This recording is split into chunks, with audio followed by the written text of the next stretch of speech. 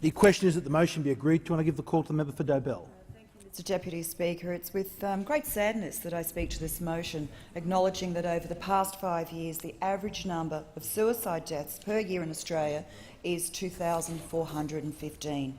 It's astonishing that in a prosperous country such as Australia, suicide is the leading cause of death for men under 44 and women under 34. Almost twice as many people die from suicide in Australia than road-related transport deaths. Alarmingly, 2 in 3 Australians know of someone who has died through suicide. Sadly, we are losing too many young people to suicide, too many lives tragically cut short in their prime, and unfortunately on the Central Coast we've experienced one of the highest rates of youth suicide in Australia. In Australia there are 7 deaths a day by suicide. For every suicide, it's estimated that as many as 30 people attempt to take their own life. This is around 200 attempts per day, more than 1 every 10 minutes. The sad reality of suicide is that there are people in our community feeling so desperate and alone, and without knowing where to turn for help, the only solution is to take their own life. Not only are bright lights extinguished before their time, families are left broken, and communities are left trying to comprehend not only why this occurs, but why it occurs so often. This motion calls for the government and community to do everything they can to prevent death by suicide. We live in a world which expects so much and where the struggle to maintain a healthy work-life balance is increasingly difficult. And it's more important than ever that we reach out and support those battling depression and other serious mental health conditions, to tell them that we do care and support them, and there is help available and a brighter future ahead.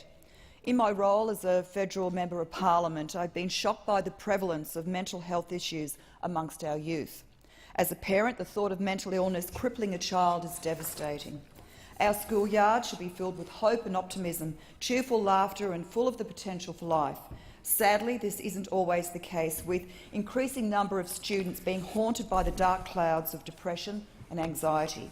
And as adults, as policymakers and as leaders in our community, we must be conscious of the demands and pressures placed upon young Australians and ensure that we are there to lend a helping hand. While the shock of the degree and depths of mental health illness in our community is hard to reconcile, I'm also enlightened by the many people and organisations dedicated to helping in this field. As the member for Dobell, I've been privileged to work with many valuable local organisations that help those in need. And I've previously shared with the House the opportunities I've been afforded to spend time with these organisations and promote their efforts in the fight against mental illness. Organisations such as the Central Coast Suicide Safety Network, the Iris Foundation and the Health and Wellness Centre are constantly working for the Central Coast community, and together they're focused on providing a coordinated response to assessing, responding and referring people who are at risk of suicide to the appropriate level of care. The success of these organisations is owed to the experienced mental health workers, volunteers and community leaders dedicated to helping others in need.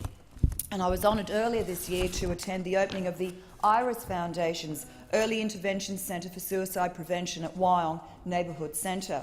And this was a particularly significant occasion, as this centre is the first of its kind in New South Wales. This centre assists people obtain the support they require and provides integration into other mental health support services. And again, I acknowledge the hard work, commitment and dedication of 2 outstanding women, Dawn Hooper and Bev Baldwin. Without their work, the centre would not have been a reality. Fortunately, the stigma surrounding mental health is fading. National initiatives, including Suicide Awareness Day and Are You OK Day, are succeeding in raising awareness and encourage showing interest in the health and well-being of our friends, colleagues and family members. And there is a broader range of resources available for families of those affected by mental health illness. Technology now means that help is available in our homes and workplaces. Another launch I recently had the fortune of attending was the SANE online forum, a new peer-to-peer support service in partnership with mental health organisations around Australia, providing support for people living with mental illness, their families and carers. I commend the work of everyone involved in raising awareness and offering support to those with mental health issues, and I look forward to working with them to enable those affected a brighter future free from struggles. I join with all members of this parliament to acknowledge the lives lost to suicide and the suffering felt by their friends and families. To our loved ones, friends and colleagues we have lost through suicide, we will always love you and never forget you. I commend this motion to the House. I thank the member for Dobell. The question is that the motion be agreed to, and I give the call to the member for Holt. Deputy Speaker.